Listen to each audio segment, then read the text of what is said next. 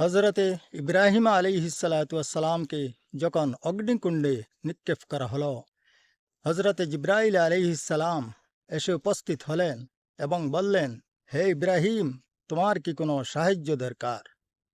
ইব্রাহিম আলাইহিসসালাম শান্ত কণ্ঠে উত্তর দিলেন, আমার অবস্থা কেমন আল্লাহ পাক জানেন।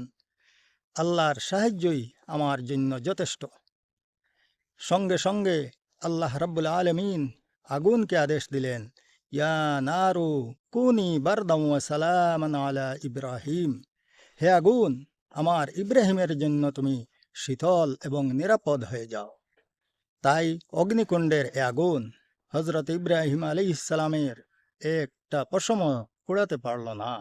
নিরাপদ এবং শান্তিতে অগ্নিকুণ্ডে দাঁড়িয়ে রইলেন।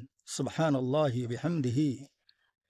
আজও যদি আমাদের ঈমান সেরূপ হয়, তাহলে আল্লাহ পাক আজও আমাদের সাহায্য করতে পারেন, আমাদের ইমদাদ করতে পারেন। আমরা আরও দেখতে পাই যে বদর যুদ্ধে ৩১৩ জন সাহাবায়ে কেরাম অস্ত্র শস্ত্রে সুসজ্জিত হাজারো সৈন্যের বিরুদ্ধে বিজয় লাভ করেছিলেন। একমাত্র তাদের ঈমান ছিল মজবুত এবং আল্লাহর উপর ভরসা ছিল মজবুত।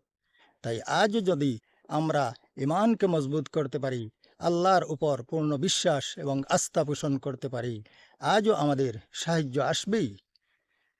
এ পৃথিবীর কোনো অপশক্তি আমাদেরকে ধ্বংস করতে পারবে না, আমাদেরকে বরঞ্চ শক্ত করতে সাহায্য করবে।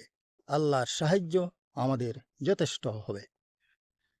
একজন মুমিন হিসাবে আমরা সব সময় আল্লাহর উপর বিশ্বাস রাখতে হবে, কারণ আল্লাহই আমাদের জন্য কাফি। কারণ আল্লাহ পাক আমাদেরকে সৃষ্টি করেছেন তার মাহবুব বান্দা হিসাবে।